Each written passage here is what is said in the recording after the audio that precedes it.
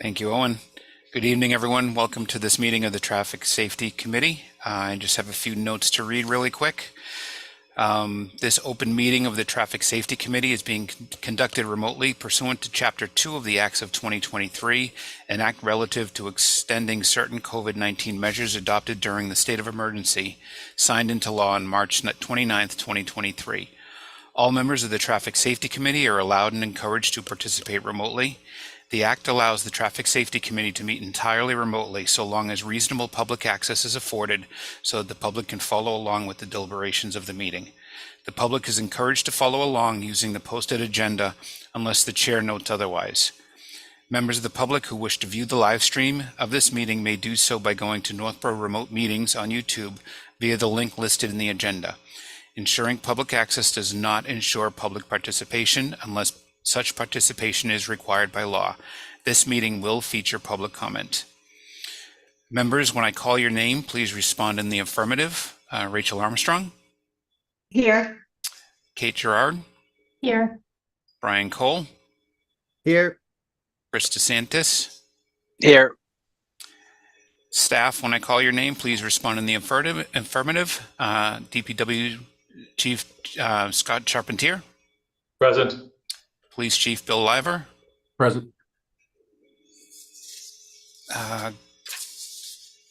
We'll go into the public comment section afterwards. So the first item on the agenda is the approval of the November 15th minutes. Did everyone have a chance to look those minutes over? Yeah. Any questions, any amendments that anyone would like to make, or any changes? Okay, if not, is there a motion to approve the minutes? I'll make a motion to approve the minutes from the previous Traffic and Safety Committee. Second. Okay, motion is made and seconded. Roll call vote. Rachel? Aye. Kate? Aye. Chris? Aye. Brian? Aye. And I'm an aye, so that passes unanimously. So now we have the citizen inquiries that either we were talking previously. I guess we'll go through the continued discussions first. I had one question, Scott, really quick, before we go ahead on this. So heavy commercial vehicle exclusions, I know we've got a few of these on here.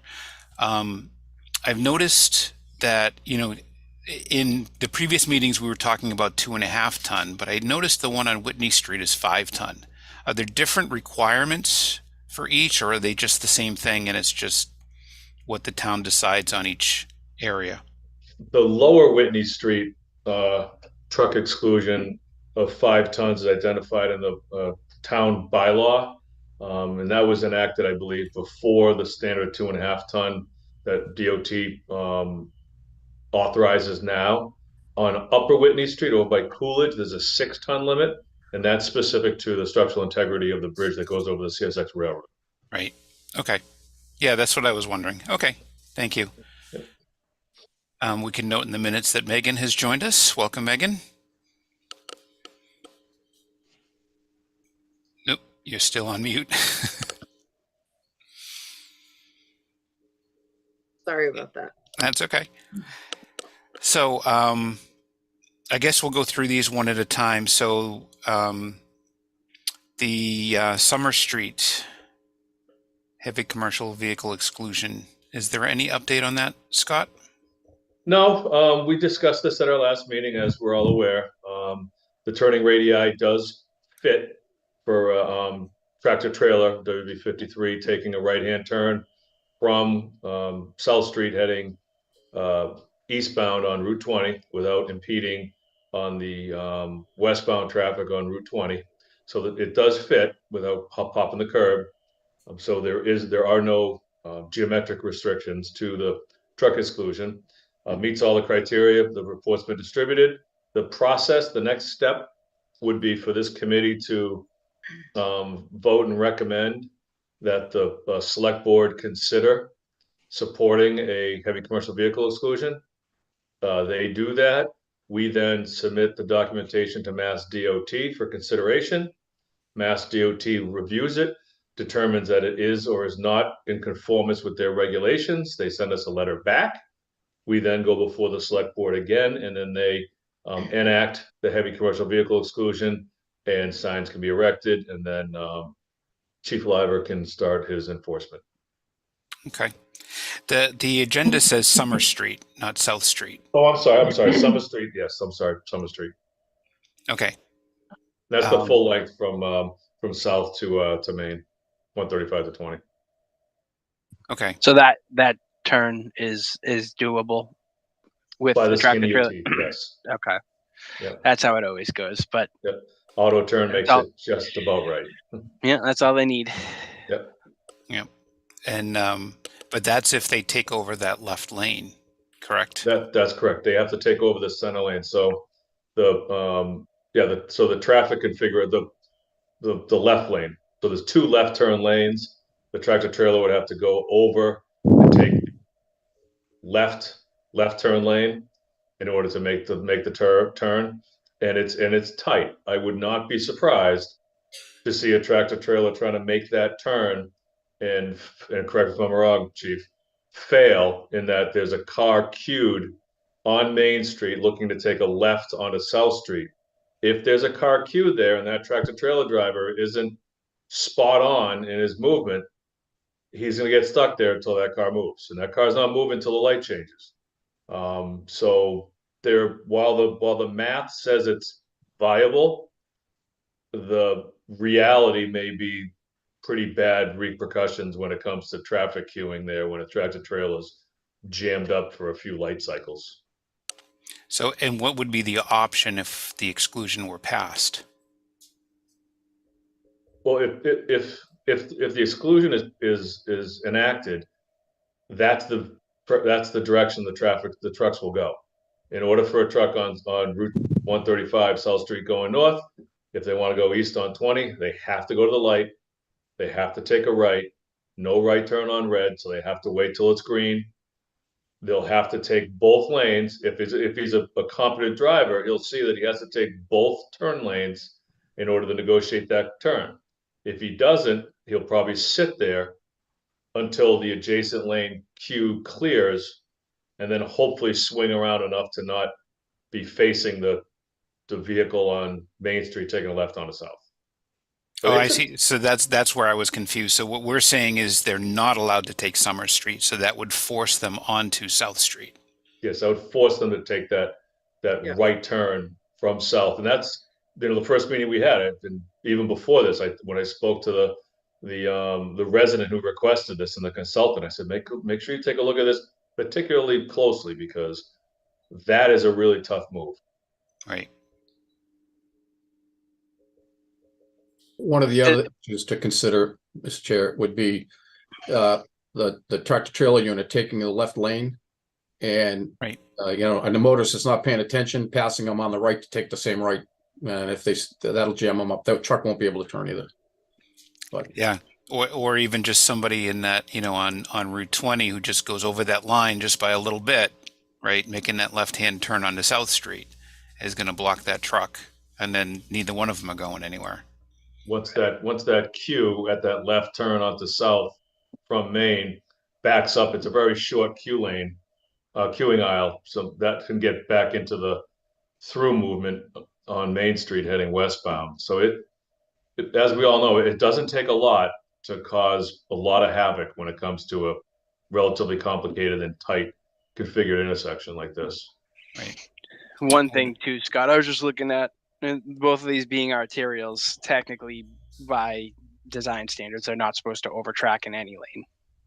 It's supposed to stay in its own lane and make its turn into its own lane. So just something to consider when to keep in mind for all of us when this does go to DOT, that does run the chance of getting flagged. Right, being in a left-hand only lane, making a right-hand turn. Yeah. What do other So members what Chris think? is referring to is there's different roadway classifications, local, collector, arterial. Those are in order from low to high priorities, and Chris is correct in the the movements. Okay. Can Go I ahead, ask, Brian. can I ask a simplistic question? If it does get flagged, what is the town gonna do about that? Like, that's not.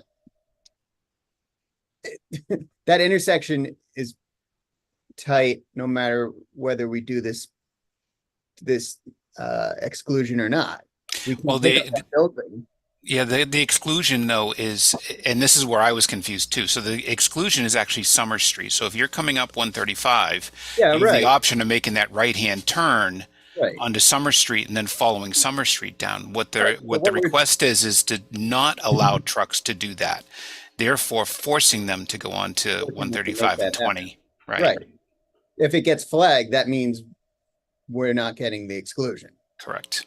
Okay, that's the only, okay. It's still gonna be crappy for whatever poor unfortunate tractor trailer finds himself at that intersection.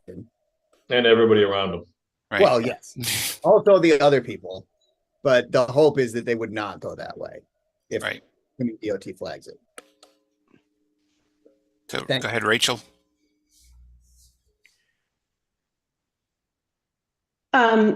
So I have a couple of questions. It looks like from the back of the report, most of the trucks were less than 5 axles. Is that right, Scott? I'd have to look at the data, but if that's what it says, I believe you're accurate. So I my- guess is the turning radius different for a truck that's less than 5 axles versus like a major tractor trailer? A WB-30 is a pretty long, pretty wide turning radius. That's like a really big box truck. You know, when I do my turning templates, I generally do a WB-30 and then the WB-53s. The 30 is a non-articulated. It's just a gigantic U-Haul basically.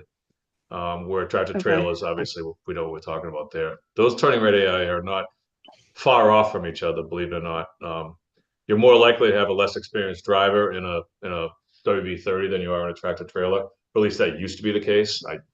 I've seen tractor trailers do some very questionable things lately, so turning around where they shouldn't. But no, I would suspect that a WB-30 would have a very similar difficulty in negotiating that turn, as would you know, long dual axle landscape trailer, you know, 20-foot landscape, 22-foot landscape trailer with a, you know, long pickup truck. They would have a difficult time negotiating that turn as well. Okay. My other, it's not a question, it's just sort of rhetorical. We're getting obviously a lot of truck exclusion requests. We're looking at Lincoln Street for the future, and then there's another one on here. My concern is that, and I don't think, you know me, I don't believe that tractor trailer trucks belong on residential roads. My concern is that if we don't have a comprehensive strategy for these truck exclusions, then to Kate's point at the last meeting, we're going to have an even more congested downtown, that 135 and Route 20 and Church Street and Bartlett Street and you know, that all these other streets are going to become even more inundated as we start potentially approving these sort of in a vacuum. So that's my only concern. I don't think Summer Street is appropriate for trucks, but you know, they keep coming up, and that's my concern, is what's going to be the impact on other roads in town. Hello? That's it. Yep. So, any other members?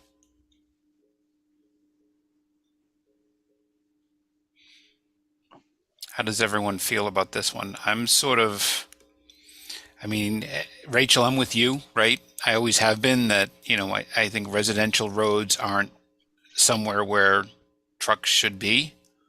But, you know, in this case, I'm not sure that the alternative is better. In fact, I think it might be worse. No, Right. I agree. I don't think trucks belong on Summer Street. But yeah, I mean, that at some point, I feel like there's a larger discussion we need to have. Right. Oh, and then Scott, I did have another question. And and maybe Bill, this comes later in the discussion, but as we're looking at traffic studies, I know the CMRPC allows a certain amount per year. And as we continue to get requests, how many do they allow and how long are they valid? They'll generally give us 2 a year. We try to request Okay. them early. So, for stuff for the holidays, I'll email in for something, late spring. And then after I get those counts, we'll say, hey, by the way, if something opens up in the fall, can you give me counts here? They just put out some counts for us last minute over at the fire station. For the new fire station location over by Dunkin' Donuts. You may have seen the tubes when you're driving by. Right. Does that Um, count towards our 2 a year? Yeah, yeah, but they'll, Okay. they're pretty accommodating. If they're not being used, I mean, those were right at the end of the year. We happen to have a week of warm weather, so they were able to put them out. They normally would not. All you need is, a slushy sleep, and all of a sudden they're ripped out of the ground and ruined, and then I Right. own them. Scott, what do we do with the ones that we get through the planning board? So, there are traffic studies that are done for like a construction project, right? And so it's done by the third party, by the company. Do we keep those as well? I don't get copies of those. I would if it shows that there is a substantive increase in traffic, which may trigger a warrant for a turning lane or a traffic light or something to that effect. So, for example, the East Main Street, Bartlett Street corner, the old barbecue, the Texas Mm-hmm. barbecue. I wasn't provided any of the traffic data on that. There were no measurable impacts to East Main Street in the report. And then Mass DOT runs Route 20. So very rarely do I see those unless there is a substantial level of service increase.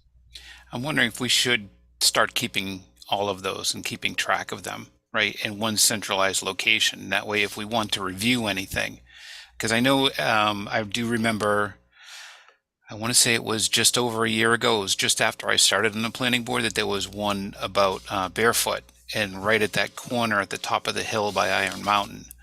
There was the Rico company, the owners of that building were doing a project, and so they had done a study, and we had some questions about coming around that corner, because what they stated was the original, the speed limit is 35, but people generally do around 40 coming around that corner, and at 40, there wasn't enough sight distance to be able, for a truck to be able to pull out. But at 35 there is. So it came up as a question in the planning board, and they actually went back and revised the traffic study. Okay.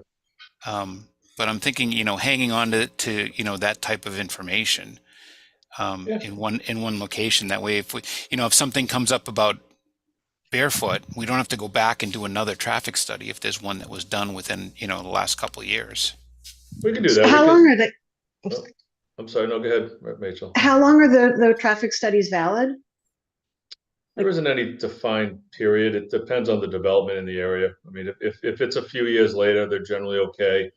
For example, if we had a traffic study at 200 Bartlett 7 years ago, and then 3 years later Amazon gets built, that's not valid anymore. No Amazon 5 years later, it's probably about the same. There's a bit of reasonableness associated with that. Certainly nothing is good after 10 years. That's way too long. But generally, 3 to 5 years is probably viable as long as there's no major land use changes. But we can create an engineering folder and compile specifically the traffic studies that come to the planning board, as well as the counts that we get through this committee, as well as prior requests, and we just put them in the street folder. And if we need them, great. If we don't, whatever. They're just eating up a little bit of data. Doesn't harm anybody. Right. Brian, you'd thrown your hand up there. You good? Okay. I was just gonna. Always the way. I was just gonna ask the same question that Rachel asked. Okay. So I think at this point, does everyone feel comfortable making a Or does anyone feel comfortable making a motion to not recommend the heavy commercial vehicle exclusion for Summer Street? I will. Okay, is there a second? A second. Okay, all in favor? I'll go who's on my screen here. Rachel? So, but this is in favor for a truck exclusion, correct? No, this is No. for no truck exclusion on Summer Street. Oh, no. Okay. Kate, Yes. Chris, Yes. Brian, Yes. and I'm a yes, so it's 4-1.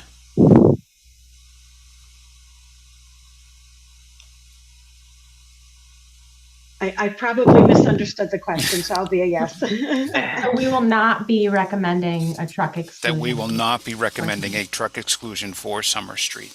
Okay. Correct.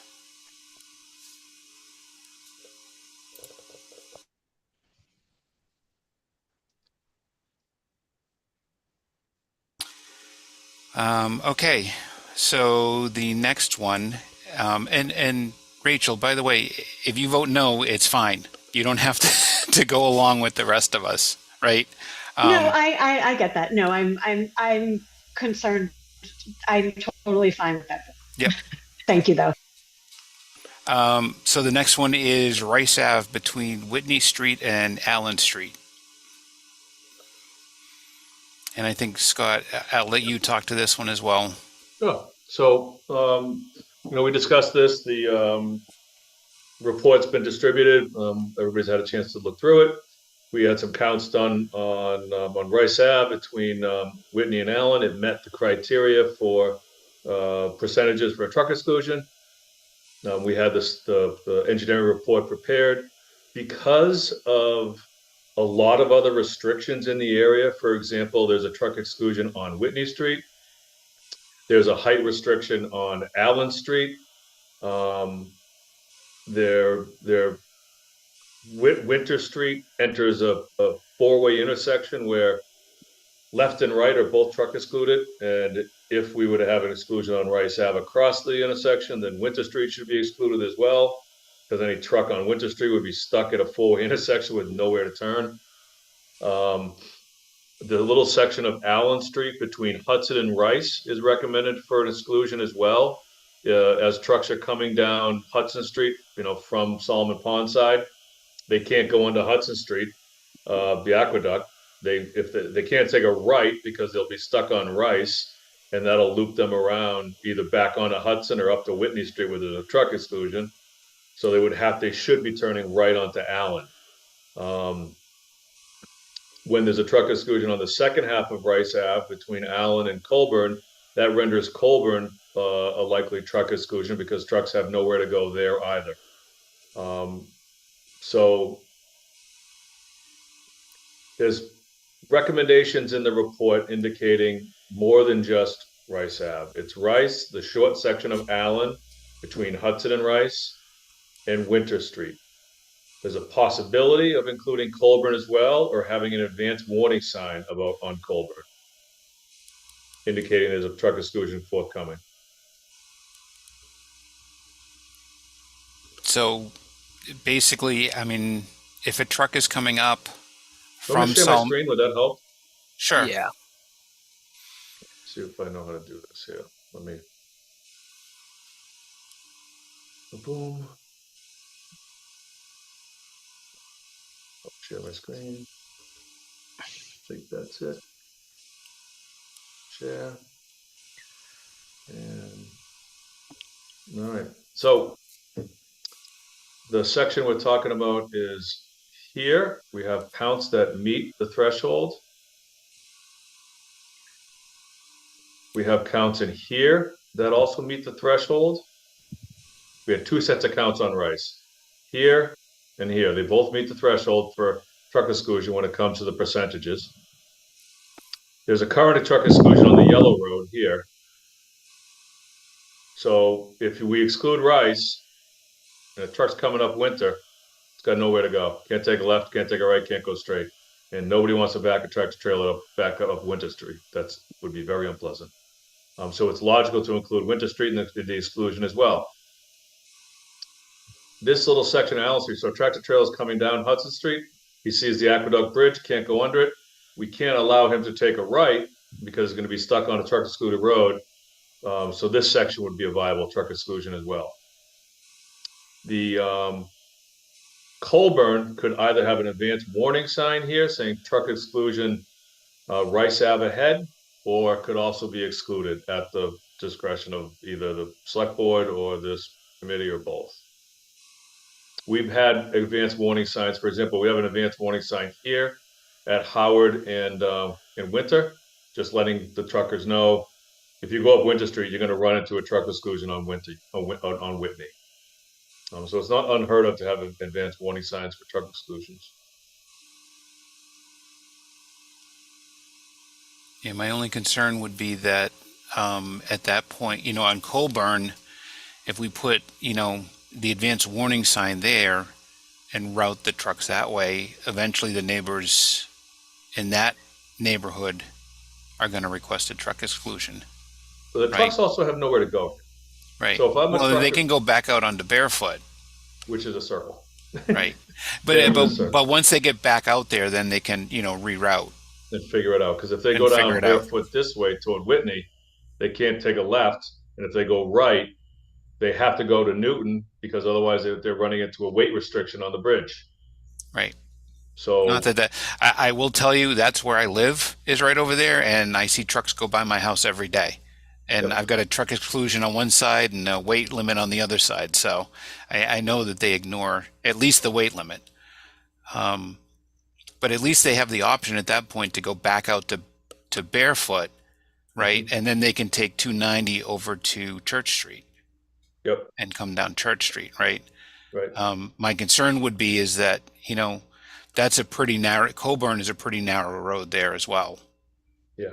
Especially pretty steep slopes on one side. right.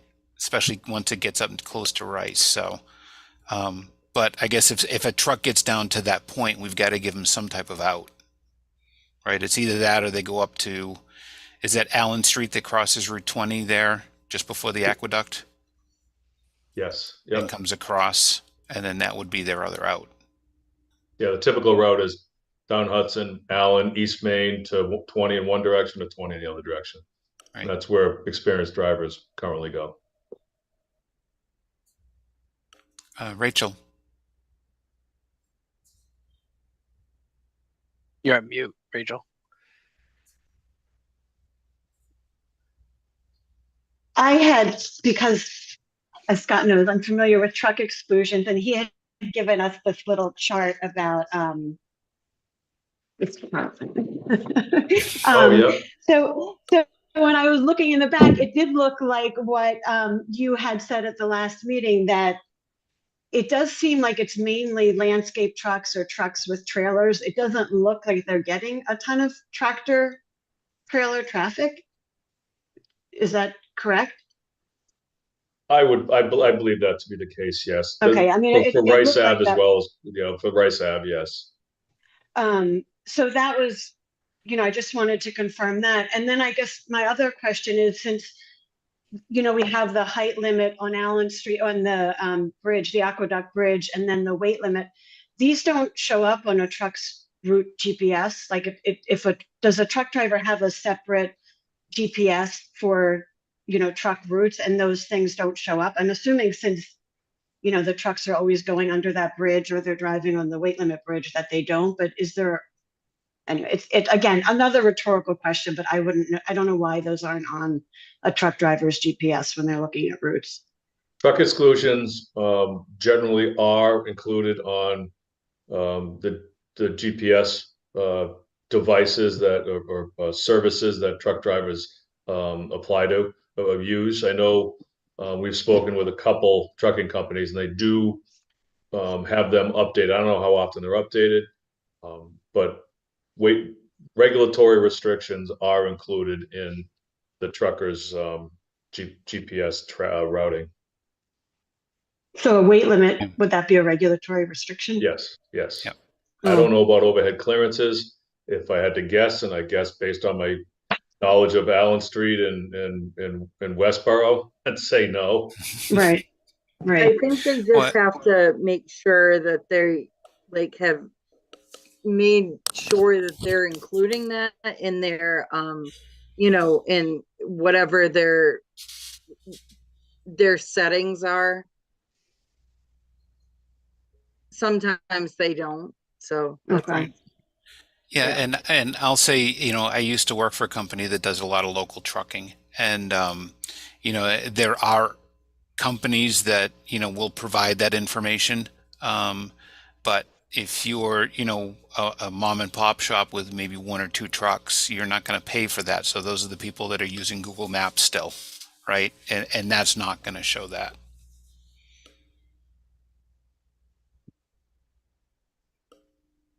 Thank you. That was it. Thank you.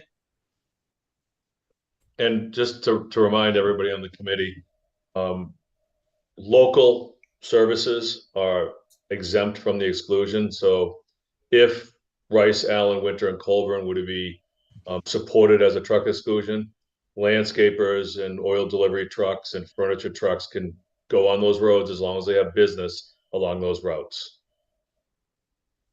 It's to prevent the cut-throughs.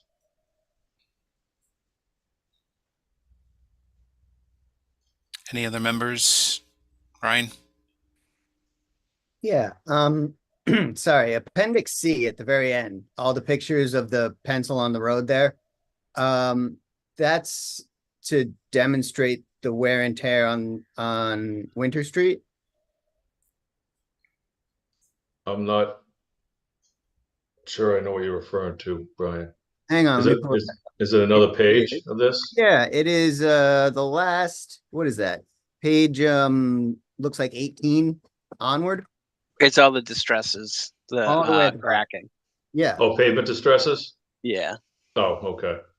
I thought it was just very artistic at first. I went to the back. But that is to show that the stress that the heavy commercial vehicles are putting on the road, on that specific road, right? It shows the condition. That road surface condition may not be a result of truck weight. It may be simply deterioration, poor subsoil. There's a lot of reasons why that may have occurred. Okay. Thank you. Any other member comments?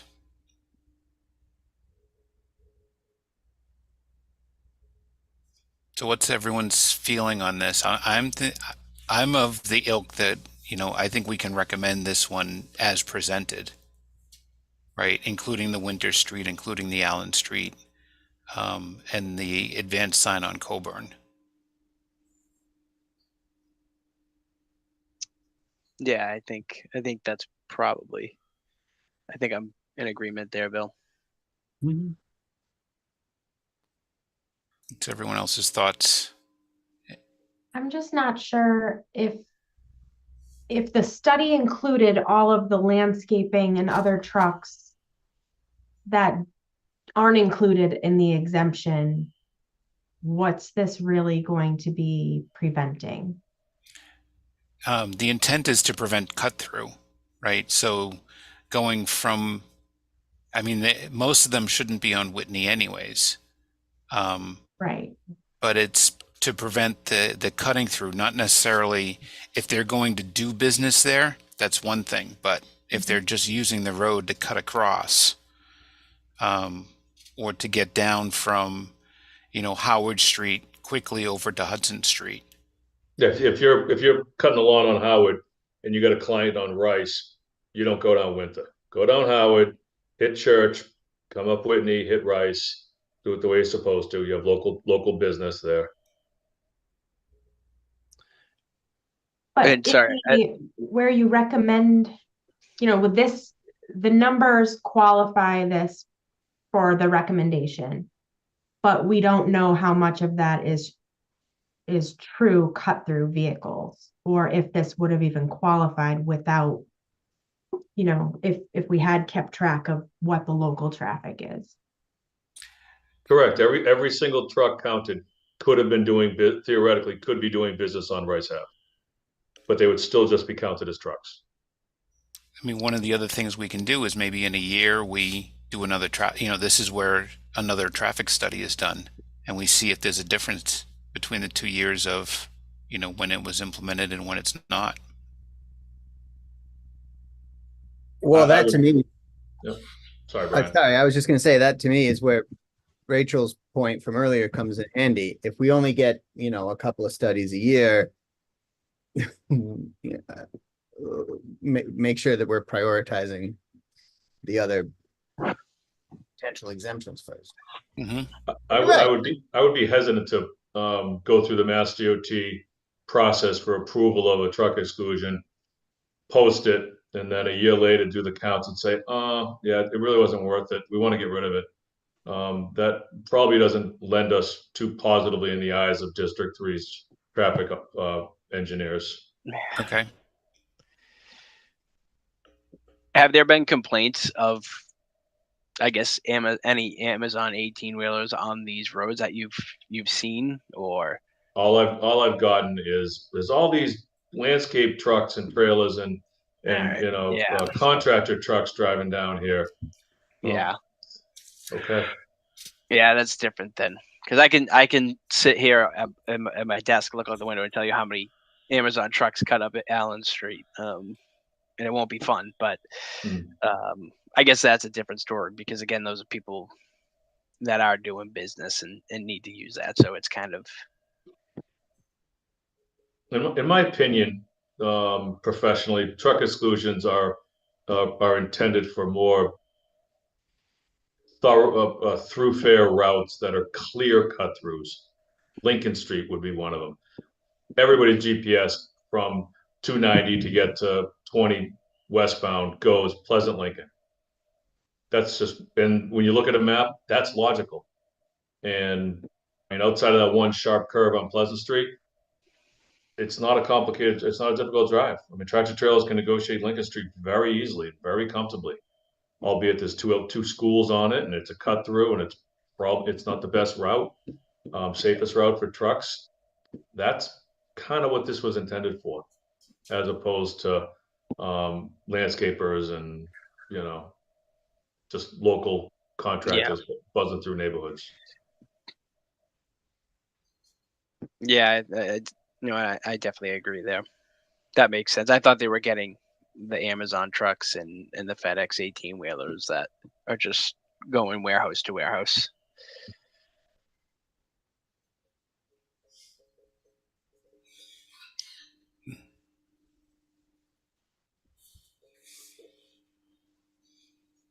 Yeah, I mean, coming down Rice Ave to Allen, there's a bit of a curve and a hill to negotiate there, especially if you're going to try to then make that turn onto Allen. So I don't see semis trying to do that as a quote easy way, right? And I don't see that as being any easier. Right. A tractor trailer that ends up in that area is likely there inadvertently. They're Right. lost. And unhappy when they got there. And then, and if they already, didn't abide by the first exclusion, they're probably not going to abide by a second one. That's a good point, Bill. They're already on Whitney Street. Shame on them. Right. Yeah, you're probably right. They've already gone by two, right? Yeah, What's right. a third? Third time's the charm, right? Most of the trucks that we've received complaints on, tractor trailers on Rice Ave, have been trucks that are coming up Church Street to go onto Whitney Street, but they see the truck exclusion, so they bypass Whitney Street. The GPS redirects them to take a turn onto Howard Street and then to turn onto Winter Street. And then when they get to Whitney, excuse me, it's like railroad tracks. That they can't go left or right. The only option they have, and it's a very difficult turn to make, is to go straight. So we get some stray reports and complaints of tractor trailers on Rice Ave that where the only option they had was to go that way. So Right. Yeah. But if we block Winter Street, their option is to go Howard to what, Green? Green, that's not. and back to Brewer Well- Street, and no, it's not going to work. You certainly don't want them getting redirected onto Brewer Street on the other side of 290. Right. They'll end up in going through Berlin and route to Route 62 somewhere. So And you know, the counts we have met the criteria on both segments of Rice. Counts on Winter, I do not believe would, just from my experience. And there's options, you know, an option to consider would be the Whitney to Allen section of Rice. So that those tractor trailers, I guess, you could have that and Winter, because that would cover that four-way intersection and prevents what Chief Liver is talking about. So the exclusion would be Winter Street by need, and then Rice Ave by count, but Rice Ave would be Winter to Allen to kind of simplify the configurations. I don't know. Yeah, but again, you know, if they get onto Howard Street, they really don't have an option at that point. You know, I mean, if they were to try to turn onto Winter, find the exclusion, if they were to hit like Washburn or something, Yeah, they'd end up on Washburn probably. right? Which wouldn't be nice either. Welcome to Northborough. Yeah, this is sort of a tough one, right? Kate, I see your point that, you know, if it's just the landscaping trucks, that's one thing. But, you know, it's Let's look at the counts here, don't we? Yeah, they're at the bottom. Yeah.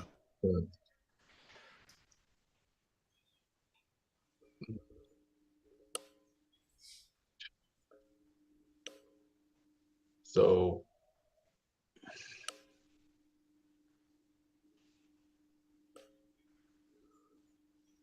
looks like the majority is just dualies, right? Or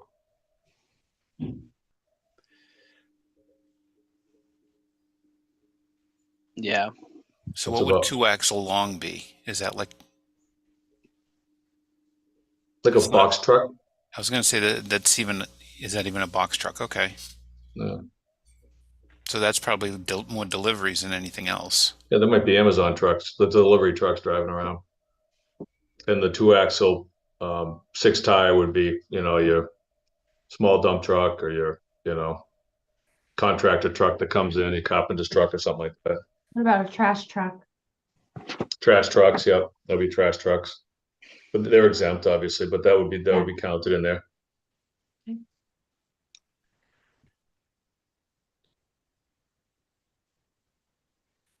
So 5 axles and greater, there's nothing. Yeah. I think this one kind of falls into the same boat as Summer on Summer Street.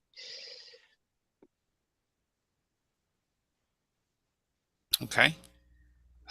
So I'll put it out as do we have a motion to not recommend a heavy commercial vehicle exclusion for the aforementioned Rice Ave, Allen Street, between Whitney and Allen Street? I'll make that motion to forego that recommendation. Okay. Is there a second? Second. Okay. All in favor? Rachel? Aye. Kate? Aye. Chris? Aye. Brian? No. And I'm going to be a no as well. So 3-2. Sorry, Mr. Chairman, 3-2 in favor of not. Of not recommending, correct.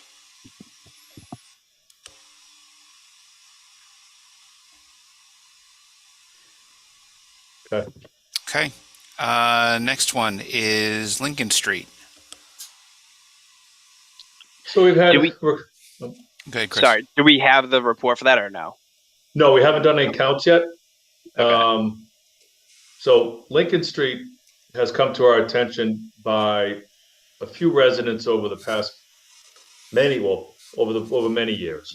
Some new residents, some longtime residents. Early on, it was more of a simple phone call to Kimball's and say, hey, can you please redirect your trucks again? And they do. Good neighbors. We have other, contractor yards in town that we've reached out to and talked to them about it. Del Greco was one of them. There's, Zecco. They're neighborly. Since GPS has come on board, it's changed a lot. And you see a lot of different trucks running down Lincoln Street. Most recently, people are expressing concern when it comes to the schools. Obviously, we have the elementary school and the middle school on Lincoln Street. I would recommend, if we choose to do traffic counts on Lincoln Street, that we also do them on both segments of Pleasant. If they can't give us 3 spots, then Upper Pleasant and Lincoln. And it's likely that Lower Pleasant will just be rolled into it, because what are you going to do? You're going to go up Lower Pleasant and go nowhere. So it's worth it to get the numbers, and I'm pretty confident that they would justify a truck exclusion. And to this committee's points, to take a little bit of a deeper dive and see if it is a lot of tractor trailers and triaxles. It's pretty clear to tell the difference between a triaxle with his wheels down tractor trailer or a landscape trailer. So, but we haven't done the counts yet. I can request them of CMRPC, and would expect to get them in the spring. Was that culvert on Lincoln Street that failed, right? Yes. Was that anything related to the heavy vehicles that we're using, or is it completely different? No, it was a corrugated, galvanized steel corrugated metal pipe that just completely corroded out along the flow line. Okay. I'd also, go ahead, Rachel. Oh, no, I just had a quick question. Do Lincoln and Pleasant count as 2 traffic studies, or is that part of the one traffic count? We would do one study. We do 2 sets of counts, but include it in one study. Okay. So Summer Street was actually 2. We did 2 sets of counts, one on each side of the 4-way.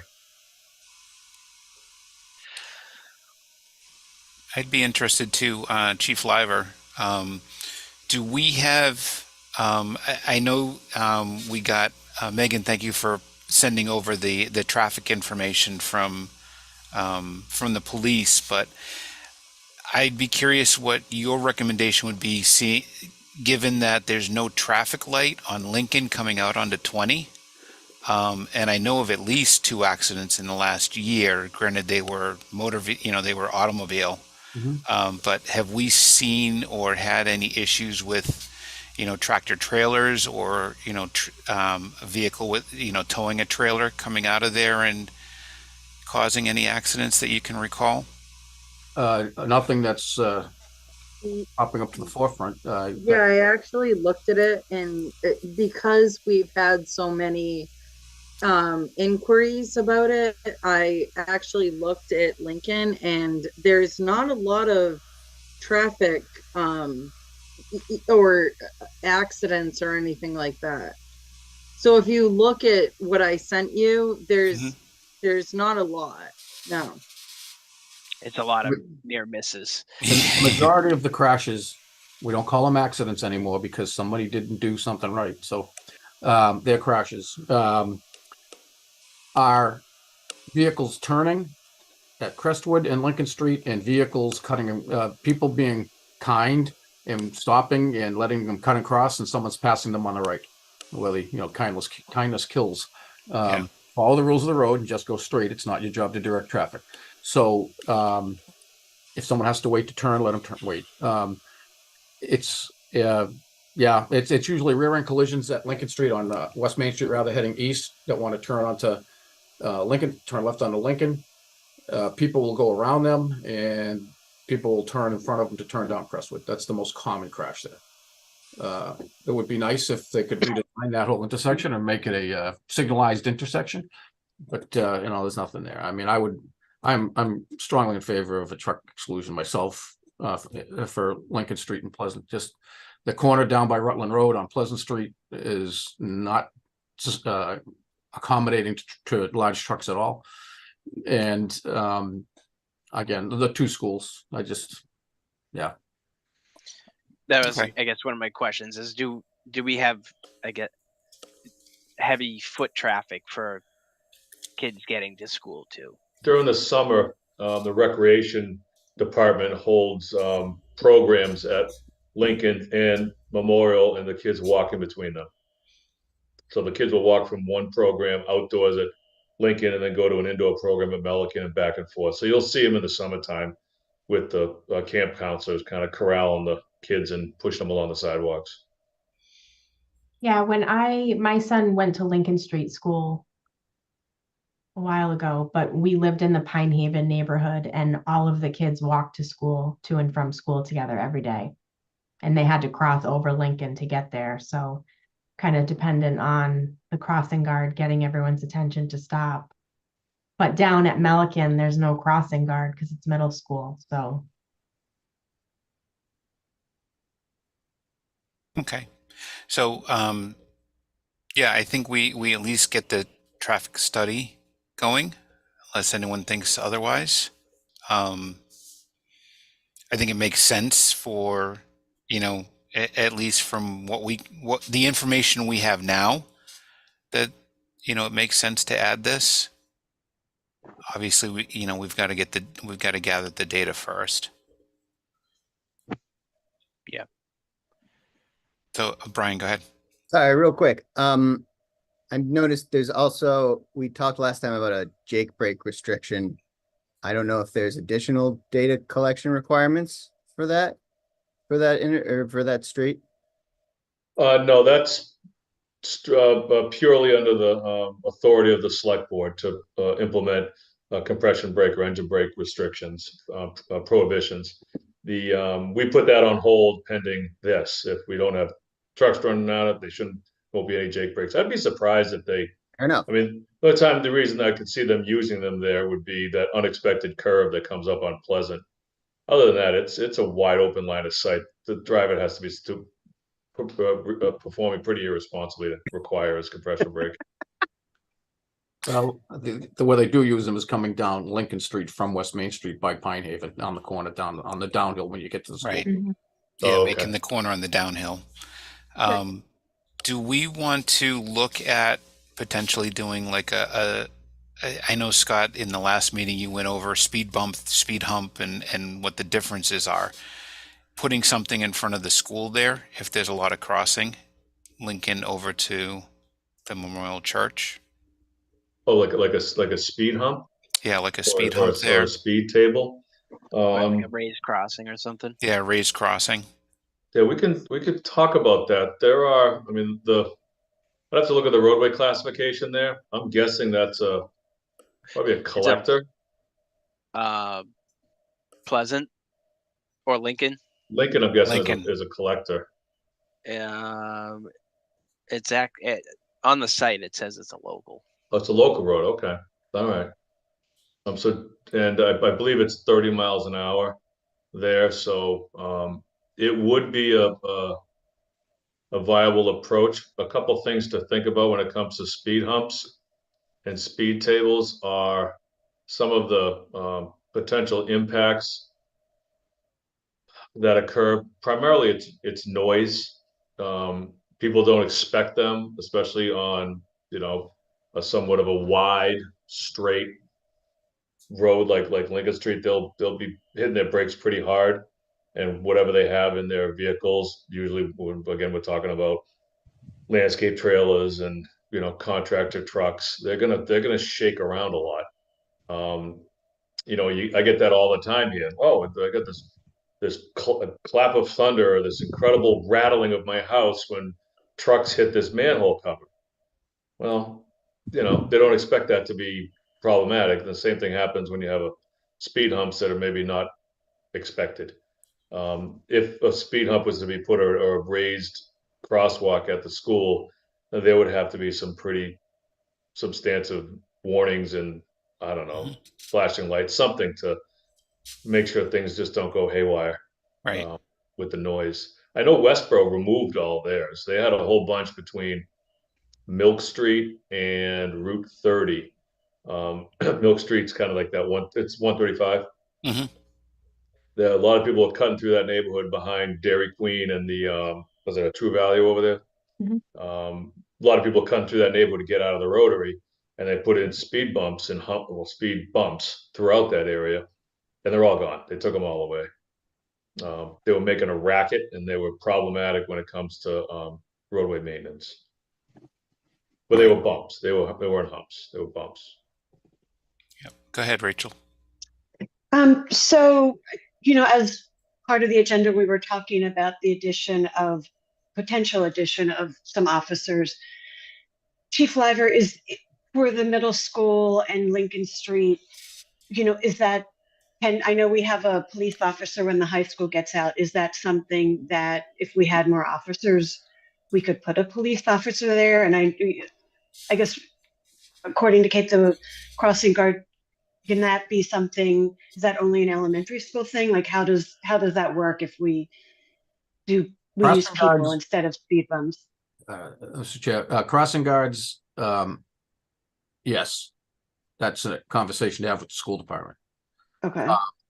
That falls into their purview. As far as additional officers, the reason we're at the high school is we're there for about 10 minutes, and that's to get the 38 some odd buses out, because they have to make pickups, especially at Southborough with the elementary schools, middle schools. So the high school buses have to drop off their students and then circulate around and pick up middle school, and then get back on time to get to the elementary schools. So, and the majority of those buses, they start their day in the afternoon, particularly with at the high school. So that's the reason we have someone there, and it's an as available. And we have one officer that enjoys doing it, and if he's doing nothing, he shows up down there all the time. That's Officer Martin. Mm-hmm. So that's. I can't commit to this 6 public schools in town, and I don't have that many officers. So if I do it for one school, parents are going to expect it at the other. What's more appropriate would be doing traffic enforcement at release times. But then, you got to be careful of what you ask for, because people will be getting ticketed for blocking Jefferson Road in front of Proctor School, because they make it into one lane. But they got to be careful. So, yeah, Maple Street, I'm more in favor of speed enforcement in the school zones when the lights are flashing, because that's usually, arrival times and dismissal times. So, but as far as putting an officer out on foot and doing the crossings, I can't commit to that. So we can't just have it one day and then not the rest of the week, or vice versa. Get that. Okay. Thank you. You're welcome. Well, shall I say, I can't commit to it for the next 14 days. For the next. Yeah. We can have this conversation with Chief Brian Griffin after January 1st. Any other members? Just a comment. I think it makes sense to do the counts, and depending on what the outcome of the counts are, to kind of dive into everything else we've talked about and see if more decisions need to be made, like the Jake break, the speed humps, all of those things. If we have the truck exclusion, that might solve a lot of those problems. If I might, as far as the Jake break, we can't call it a Jake break. That's a trade name. So a trademark name. Compression brakes. Just the fact of putting a sign up, a professional driver sees that, and they realize that the fine is in this town $300, I believe. No, first offense is $100, but the signs themselves, I'm aware of other communities that just put them up, and they just if someone complains about it, you can't write a ticket on it. Obviously, it has to be on a warrant, and the selectmen have to approve it. So, but it has a calming effect on drivers that drive for a living, like to have driving records clean and things like that. So they do work. They do cause them to think twice about using the Jake brake. And there may be some federal legislation or regulations soon that are going to require them in trucks of a certain weight category. So we may not be able to regulate them into the future. So I'll certainly, I can certainly request, make the request to CMRPC to get out there and request all 3 location counts. And if only 2 are available, Upper Pleasant and Lincoln Street. And when the weather changes, we'll get those counts. I'll be able to present them to the committee. And if they look like they warrant a engineering study, we can go forward with that. I think that sounds good. Works for me. Are the buses included in those counts? Like, is there some way to decipher what the buses are? There is a. They are, but we can remove them. Okay, I great. believe, but the buses fall into 2-axle long, don't they, Scott? Yes. Yep. Yeah. So we can exclude that from the counts. They're a separate category, separate classifications are.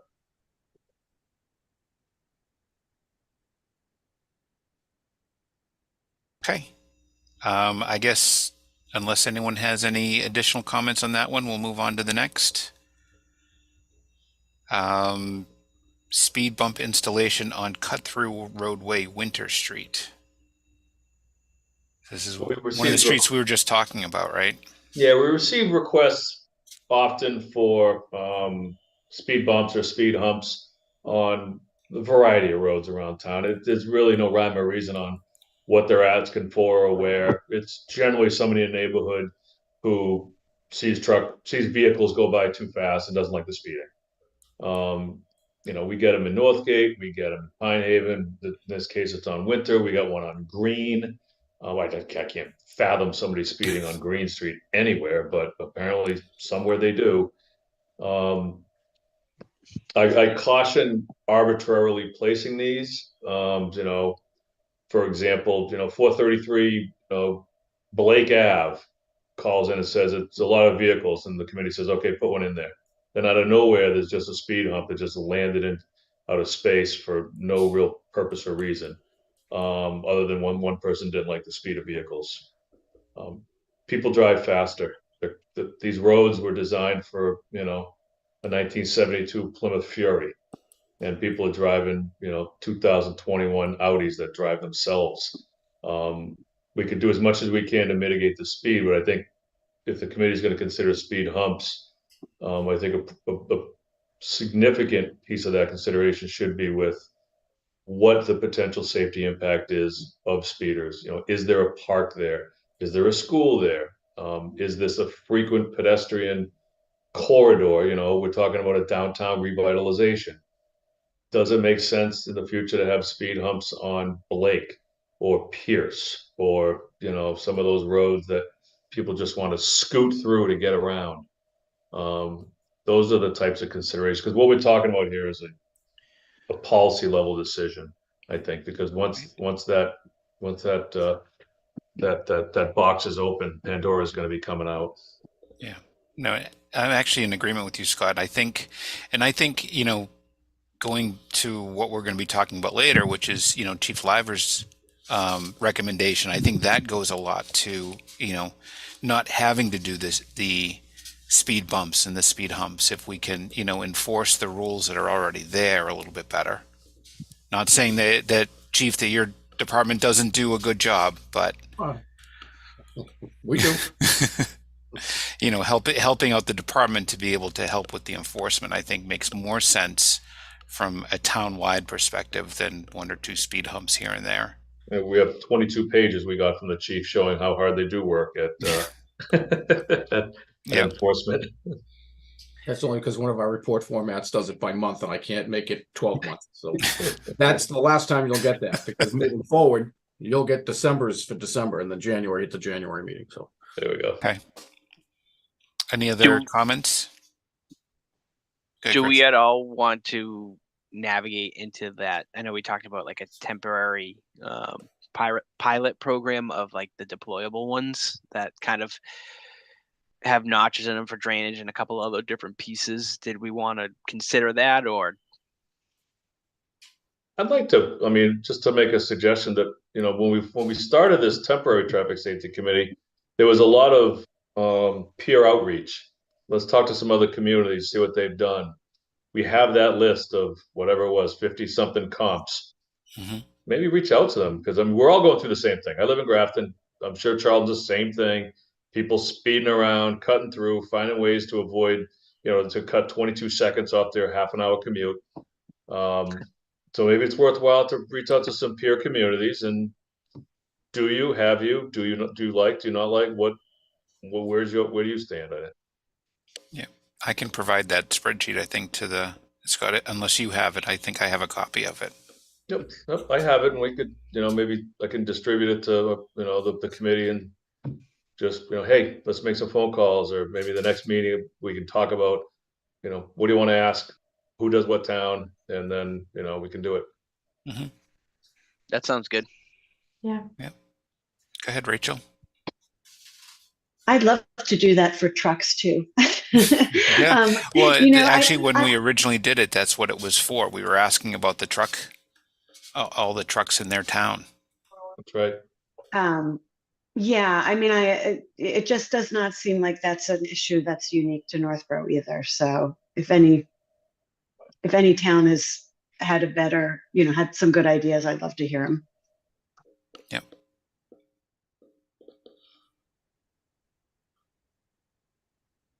All right, I'll take care of that. I'll send it out and maybe start the thought process. So the next meeting we can, you all can deliberate on a mechanism for asking some questions and process going forward.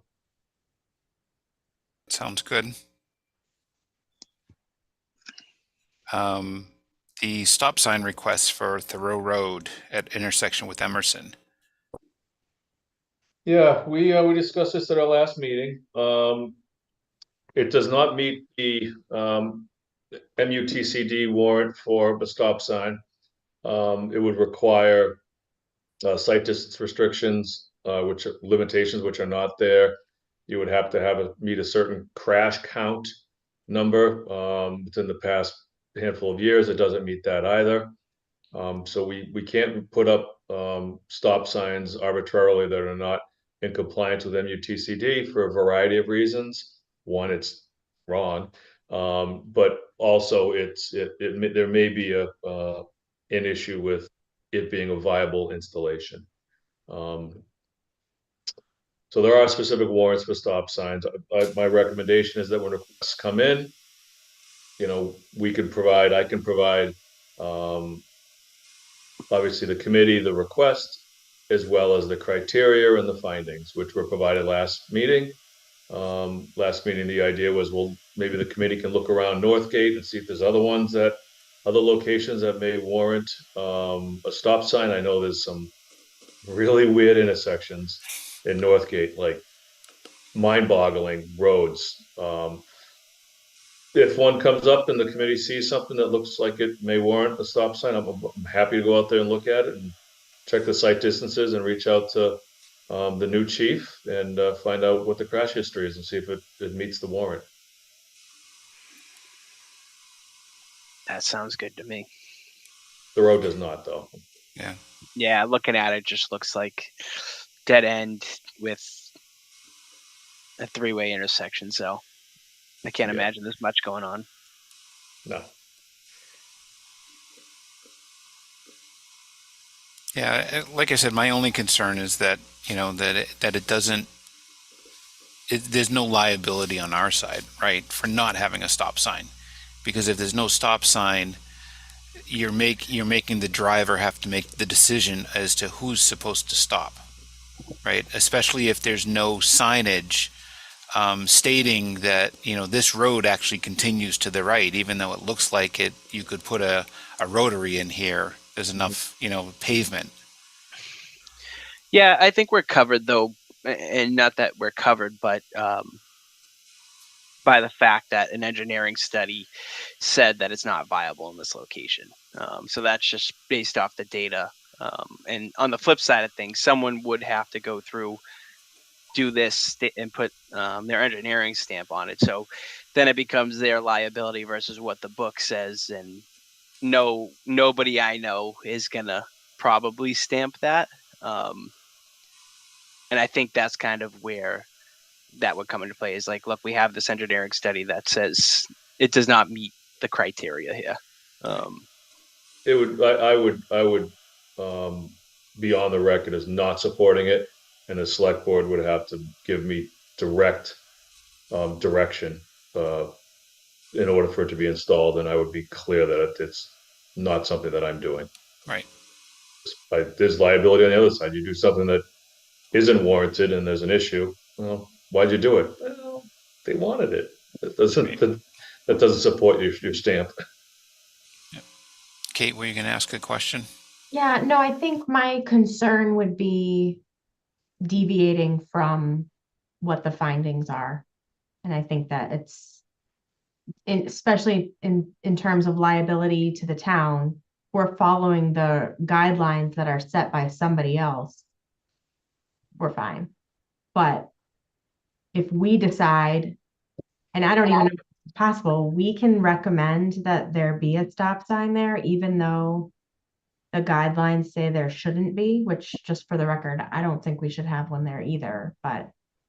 The Board of Selectmen have authority to authorize installation of stop signs. So every stop sign in town that has been put up legally has been approved by the Select Board.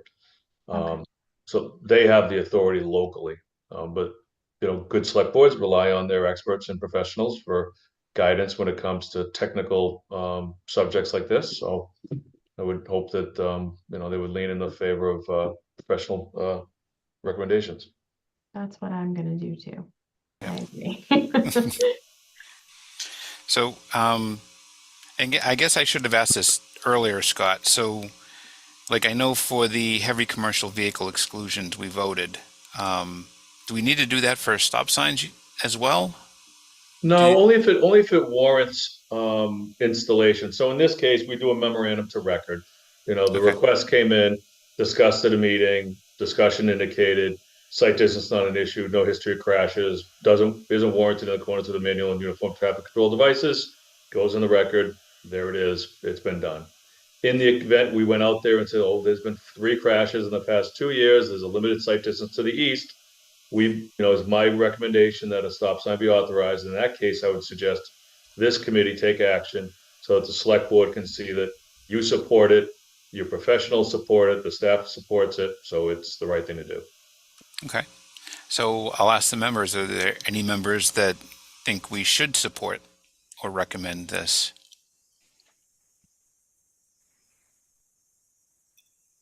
Okay. I think we're good. Let's see, new items. So we have a request for a heavy commercial vehicle exclusion for Brigham Street. Yep, resident contacted us, said they're concerned with an increase in truck traffic. They didn't indicate whether it was tractor trailers or just simple trucks, service vehicles and the like, and requested us to consider a truck exclusion. When you look at Brigham Street, the alternate route is about as simple as you can get. It's 20 and 135. So you're going one way, keep going. You're going the other way, keep going. I don't know if there's a lot of truck traffic on that road without doing counts. I have no idea. I would hate to drive. I mean, I drive a truck and trailer often. I avoid that road. That's a nightmare to go on with a trailer, especially with oncoming traffic. Right.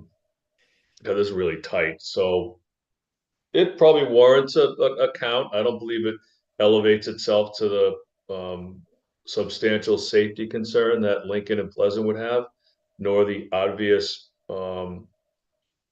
alternate route being more appropriate, meaning, Lincoln Street is obviously a GPS cut through. I don't know if Brigham Street is. But it would be something to consider for, future counts when they become available, possibly. Yep. Rachel first and then Brian. So Scott, it seems like, a lot of these items are a backlog. Do you have, heavy commercial vehicle exclusion requests on other roads that will be at future meetings? I mean, how many have you been asked about when we have to decide on our 2 or 3? I've presented every one that I've received since the creation of the temporary traffic safety committee. Okay. Yep. Okay.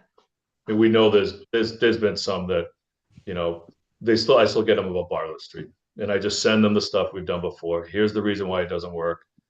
I received them for Chief off of Crawford.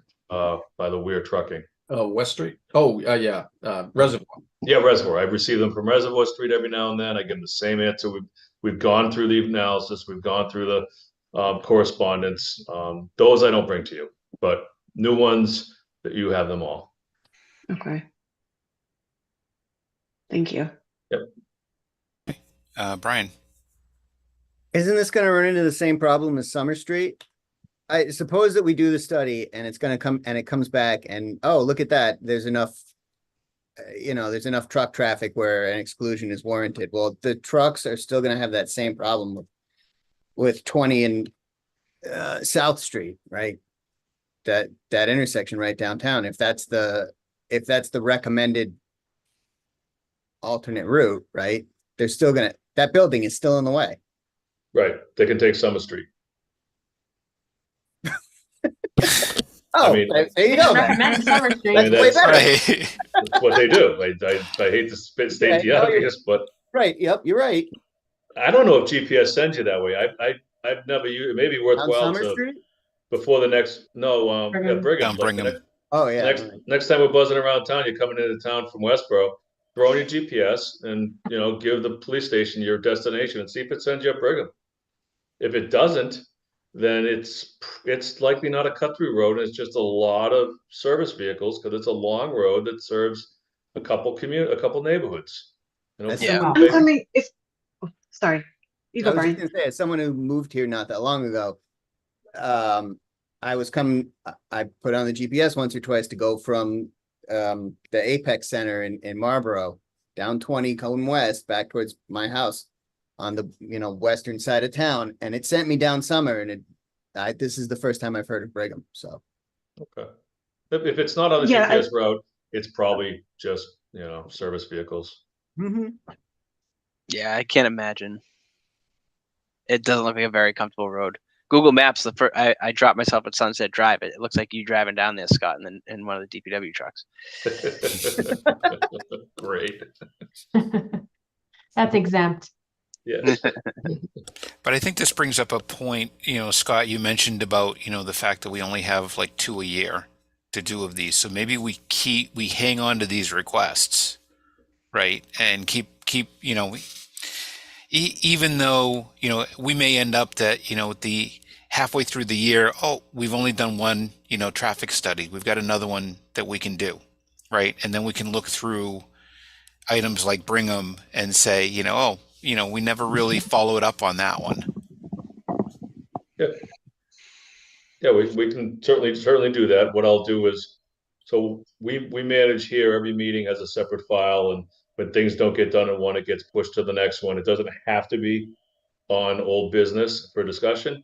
It just keeps on being pushed forward until some things are seasonal, and it just goes from one autumn to the next autumn. So that's manageable for us, Bill. Okay. So the 2 per year, that's not to do the counts for the traffic, right? Or is that what we're limited to 2? That's the counts. Yeah. So what happens is the counts get done. You can get a couple locations in the spring and a couple in the fall. After the counts are done, it's about $10,000 for an engineering study for each one of the locations, which are the studies you saw for Summer and for Rice. And then the decisions are made. The engineering study is not required. If we get the counts, like I indicated, and it shows, there's no tractor trailers, it's all service vehicles, then we don't have to step forward with a engineering study if you don't want to. Okay. Any other comments on this one? Okay. Centerline installation on Crawford Street. So received a request from a resident that I'm digging around for right now. Here it is. Received a request from a resident for a center line, double yellow center line on Crawford Street. Again, this falls under the jurisdiction of the MUTCD, the Manual Uniform Traffic Control Devices, and Mass DOT's amendment to it. In order to have a double yellow center line warranted on a road, it's driven by both width and amount of traffic, and the classification of the road. So, for example, if you have an arterial road, you have to have over 6,000 vehicles a day, an adequate pavement width, double yellow. In this case, it's a local road. You have to have over 3,000 vehicles per day, inadequate width.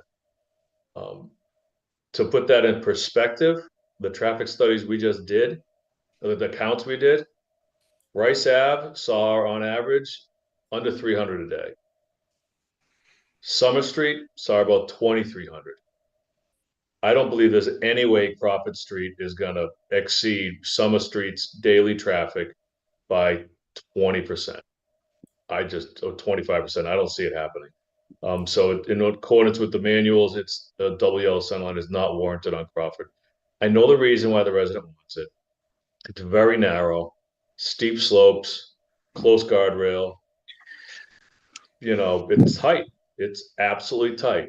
Double yellow center is not going to change the cross section of the road, and it's not warranted in accordance with the manuals. What about the width? It probably wouldn't qualify. Yeah, believe it or not, you only need 18 feet. That's 2 parking spaces. Bill, you're on the plane. Well, that's 2 parking spaces. Can you imagine driving by each other 2 parking spaces at 30 miles an hour? Kind of what you are doing, but people are just going to drive on the center line. Yeah. Right. Like the end of Davis Street, the other end of it when you're coming in from Westboro. Yep. Everybody just drives on the line. Yep. So it's not like having a guardrail or a divider. Right. Yep. It's more helpful when you have geometry concerns. A lot of traffic, dark road, curves that are not lit. You put a double yellow center line, people see the curve coming up as opposed to it's creeping up on them in bad weather. But that's Crawford Street doesn't meet the warrant when it comes to traffic loading. I just avoid that road in the sun because it really is hard to drive on it, but Yeah. it's that easiest way to get to 290. Yeah. Go ahead, Brian. Sorry, just curious, the entire width of Crawford Street, all the way up to some of, like the winter one was between some subset of the road. Or This was just a general request on Crawford. the whole thing. My guess is it's in the West Main to, that section, West Main before West Street, West Main, maybe Franklin or something like that. That's the tight area. When you get to the other end, it's not that bad. Okay, thank you.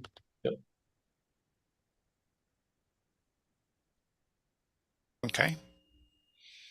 So I don't think there's a general feeling that, this is not something we'll bring forward as well. Is there anyone that thinks otherwise?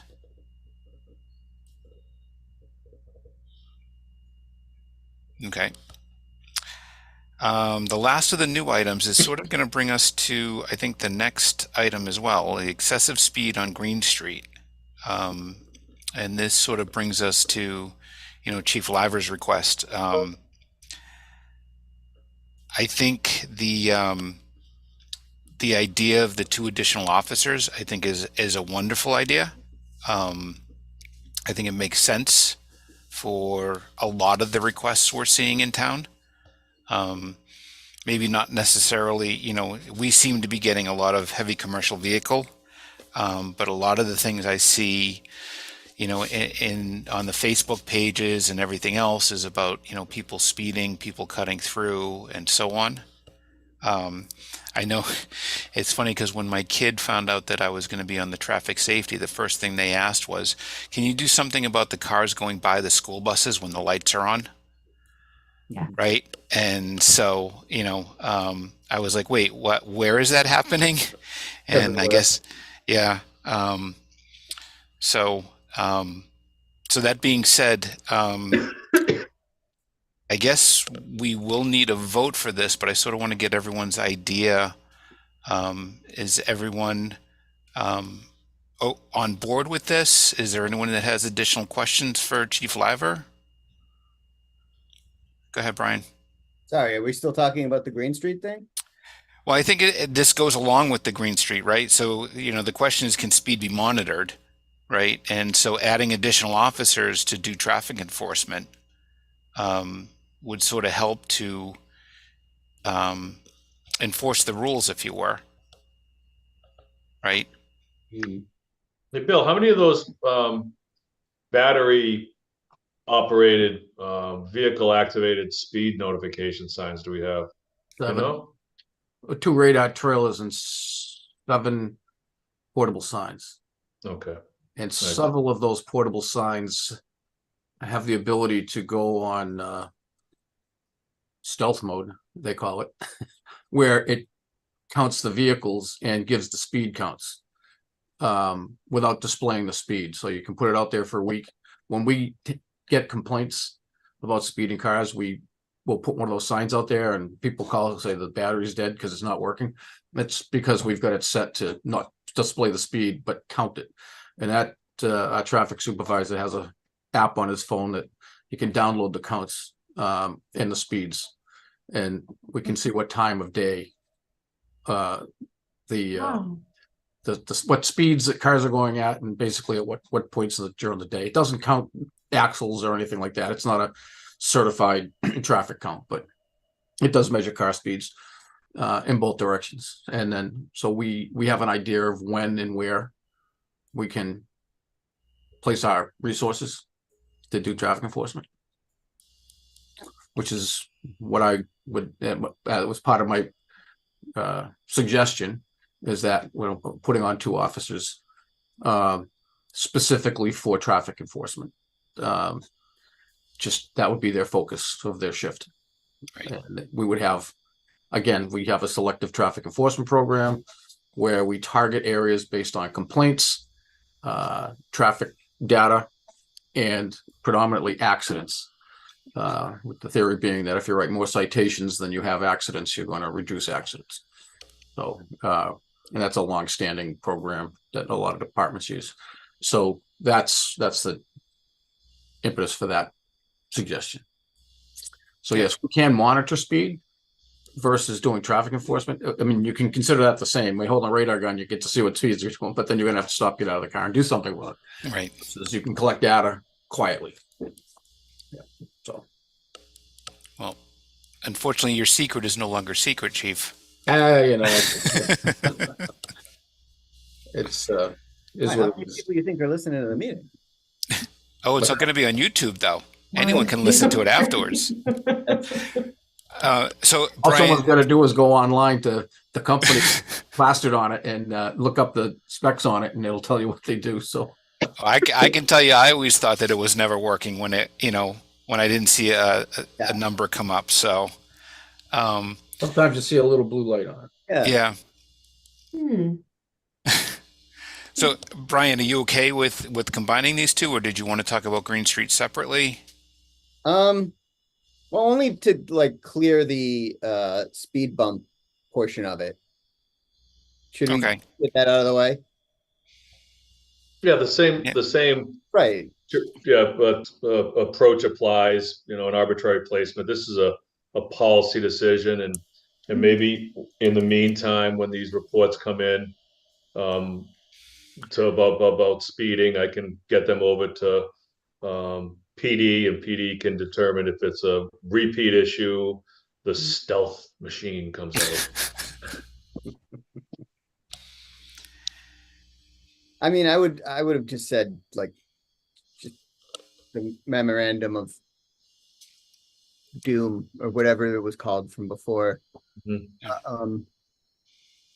Just to say it doesn't meet the requirements, just the memorandum to record that we responded to it. Okay. Agreed. Yep. I will say, one of the things I did notice is in Sudbury, almost every side street coming off of Route 27, once you get between routes, what is it? Before Route 20, and then up towards the center of town, it seems like every side street they have speed bumps on every one of those side streets coming off of there. I can reach out to my peer over there. Find out when, why, how, if they're working. Yep. Yeah, well, I know it works for my wife because it slows her down definitely, and they've got them like almost every mile, like one a mile, Okay. going along those side streets because exactly what you said, Scott. There, the GPS sends people that way. Yep. Once, and they hit 10 speed bumps. They never Right. go that way And again. my wife never goes those streets again. Yep. So.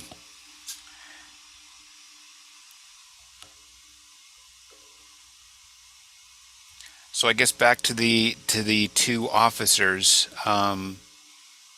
Does anyone have any additional comments, or are we ready to vote, do we think, on this? I would be interested to hear what our peer communities are doing about this.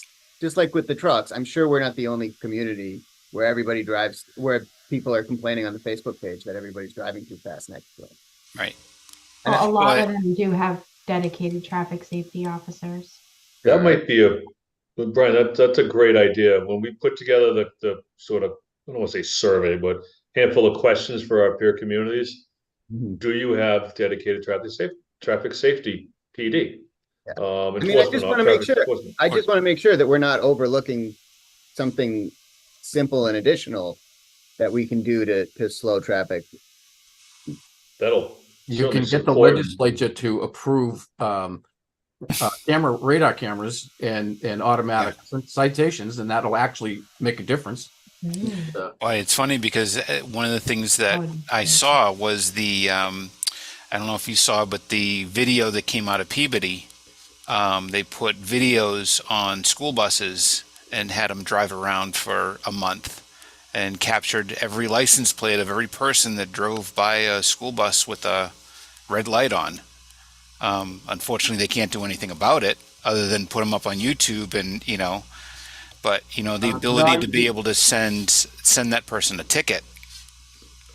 If you can verify they were the driver, if the photo shows the driver, you can. That's like, it's a little bit more of a hurdle to pass, but it's not impossible. At least it can generate a phone call to the operator. Or to the owner of the vehicle. Yep. As you say, if it's on YouTube, everybody watches it. Yep. Certainly something to ask when we reach out to our peer communities, do you have dedicated traffic enforcement officers? And it'll probably bolster the weight of the decisions here in this committee when it gets considered by the select board, when they see that 75% of their peers do. Right.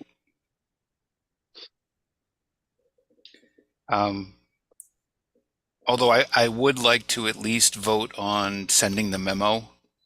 I think it's still good for this town, even if other towns are or aren't doing it.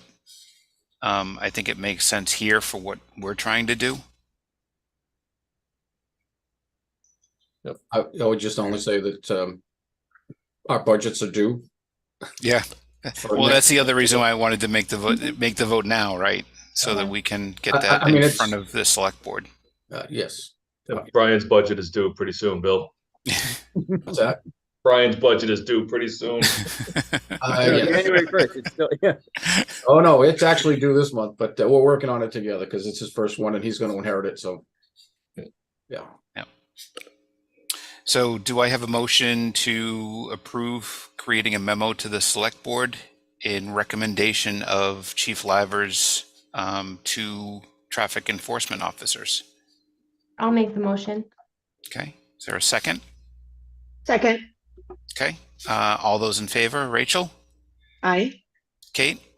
Aye. Chris? Aye. Brian? No. And I'm an aye.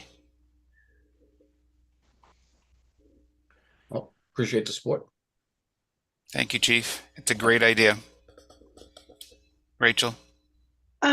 Just a question. So what's the timing? Because this has to be voted on at town meeting, correct? So we submit budgets and then it goes to the select board and then it goes to town meeting? The budget doesn't go to the select board. Oh, okay. Okay. Budget goes to the committee's appropriations, and then the warrant goes to the select Okay. board to approve. Okay. So there is time. The warrant, I don't believe, gets approved until March. March. Yeah. The middle of March, Okay. I think. So we'll get the memo, Chief and I'll get the memo prepared relatively quickly. We'll get it to the town administrator's office and he'll get in front of the board and, you know, we'll go through the process. Thank you. Okay. Next item on the agenda is the traffic safety webpage. I believe we got the prior comments addressed. Yep.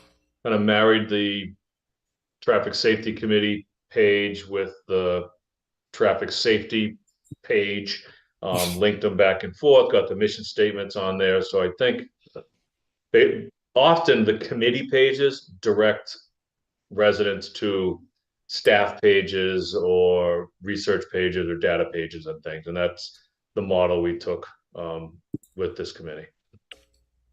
Yep. No, I think it looks good. I don't know if anyone else has had a chance to take a look at it. It is in the email that came from Megan, Yeah. both links.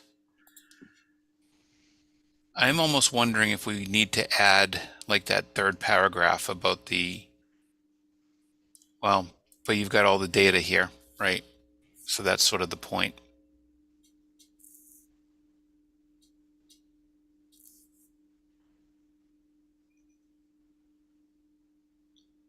Because you can look up all the prior requests. Yep. Go ahead, Rachel. Were you able to have people who submit get a copy of their submission so they have a record of what they submitted? Do you know if Yes. that was? Oh, good. Yes. Okay, Yep. great. Yeah, we Thank beta you. we beta tested that. I was a resident Gmail accounter and was able to get it back. Oh, that's great. And then Thank PD you. also has an email process and that worked there as well. Oh, that's great. Thank you. Okay. Any other comments on that? Is there any other ideas or things we think we need to add?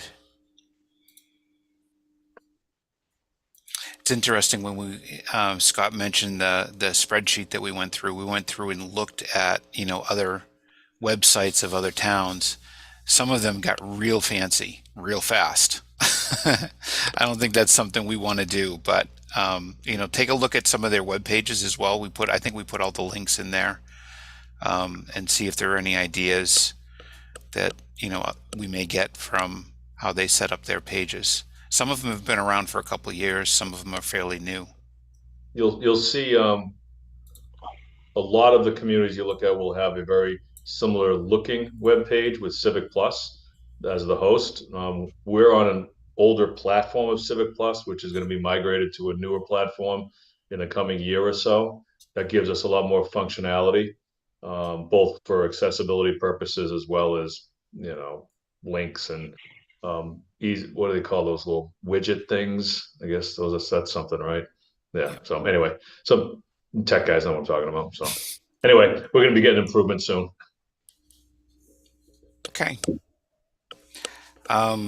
At this point, we would open it up for public comment, but when I look in the participants, I don't see anyone in the public on our attendees list, just panelists. So, but again, you know, going forward, if anyone is watching this on YouTube and you would like to make comments, you know, this is the point in the meeting where we would normally accept those.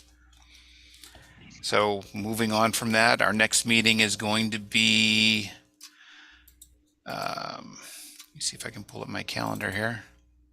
It said January 9th on the invite. Is it January 9th? Okay. Yep. Yep. So January 9th at 6:30, does that work for everyone? Nope. Yes. What about you, Bill? You're still welcome to join us as a, you know, public participant, but I'll be wearing a Hawaiian shirt. Maybe. well, hopefully you enjoy your retirement. It's well deserved, well earned. It's been a pleasure, and I'm really happy to see that this committee came to fruition. Yep. Unfortunately, we only got to work with you for a few months, but you know, Yep. you were. Chief Griffin will be a pleasure to work with. So, Yes. Yes, he will. He is. it has a nice ring to it. I like saying it because it means it's been a long time. Okay, with that, I will entertain a motion to adjourn.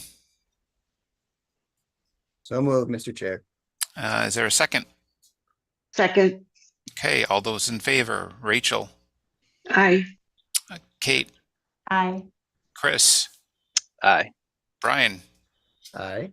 and I'm an aye. Thank you, everyone. Have a good night. Have a happy Thank you. holiday, and Thank see you. everyone in the You new too. year. Thank you. Thank you. Thank you. Best of Bye. luck, Chief, in your retirement. Thank you. Yes. Yeah. Thank you. Thank you.